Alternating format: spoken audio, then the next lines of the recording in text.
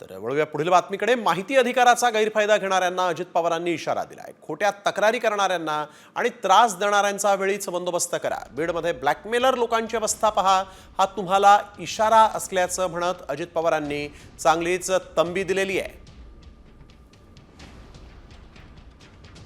अनेक तक्रारी काही खऱ्या असतात, काही खोट्या असतात। संविधानाने जो काही कुणाला अधिकार दिलेला आहे त्या अधिकाराचा वापर समाजाच्या भल्याकरता झाला पाहिजे। कुणावर अन्याय न होता कामा नये। जे कोणी ब्लॅकमेलर असतील त्यांनी आतापासूनच आपला बेकायदा काम थांबवावं। मी त्यांना वॉर्निंग देऊ इच्छितो या निमित्तानं। नाहीतर बीडमध्ये ब्लॅकमेलर मंडळींची काय आम्ही अवस्था केलेली आहे त्यापेक्षा वाईट अवस्था आम्ही लोक करू शकतो। तर वळूया पुढील बातमीकडे। वाढत्या महागाईमध्ये सर्वसामान्यांच्या खिशाला आता आणखीन कात्री लागणार आहे। होय, कारण अमूल पाठोपाठ आता गोकुळचं दूधही महागलंय।